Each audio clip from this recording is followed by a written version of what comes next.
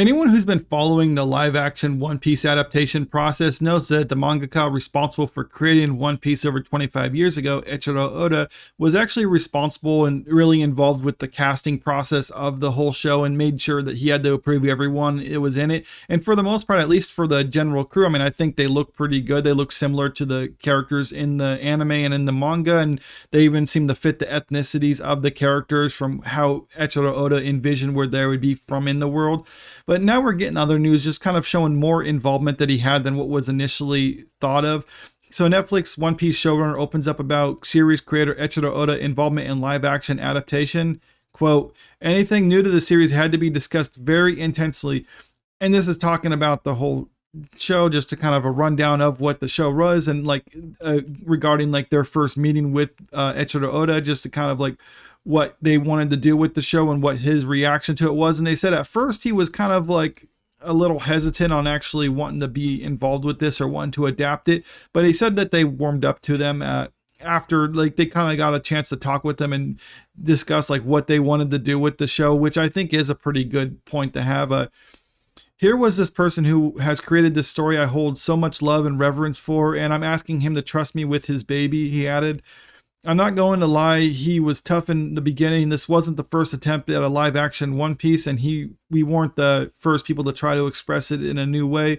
But I think once he realized we were coming from a right place, trying to protect this series and create a new avenue for even more people to fall in love with it, he started to trust us.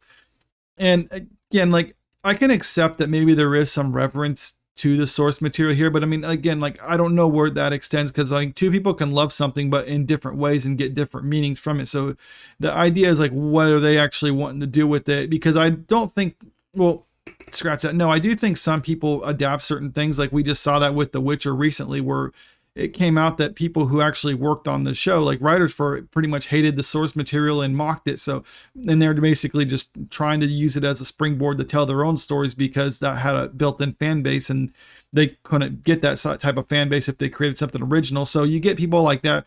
This one, I think there is a reverence to the source material and they want to adapt it, but I'm always of the mind that, or at least I was initially, that I don't think this is something that could be adapted into a live action format. I mean, and even if they have the best of intentions and have the perfect execution, sometimes it just doesn't work. And I'm not sure if that's the case with this one or not, but let me go continue on in the article.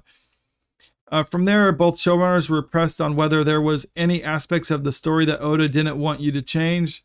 Taking the reins, Owens began by recalling the two biggest things that Oda wanted to make sure that the One Piece live action kept it was close as possible to the manga. The first, he said, was the Straw Hats backstories, because they're so pivotal to who they are as people, who their dreams and motivations are, and how Luffy digs into that as he meets them and helps them rediscover those dreams. Meanwhile, Oda's second sticking point were the characters' power sets, as specific devil fruit powers and other skill sets were all carefully crafted by Oda, and a lot of imagination went into what different people can do and what rules are with that. So that was something we were asked not to mess with. So, I mean, that is good, talking about the backstories to the characters, because, I mean, that's another thing that I have a problem with a lot of these live action adaptations is they really just changed the characters just to kind of streamline things. And there is going to be plenty of streamlining in this, because I mean, I think this first season is, what is it, like 10, 12 episodes, and it's going to be covering what is essentially like 60, 70 episodes of the anime. I mean, that's quite a lot that they're going to have to condense. And I'm not saying it's impossible. I mean, I think there is a lot of stuff that can be cut out, and there are, I mean, there's not as many, but there are some filler episodes in there that can be trimmed out and stuff like that.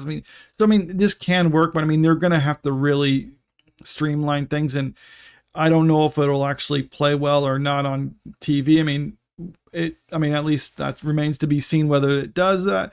But I mean, it is good that there are certain things. It's like, okay, you can't mess with the backstories. You can't mess with the devil fruit powers. You can't try.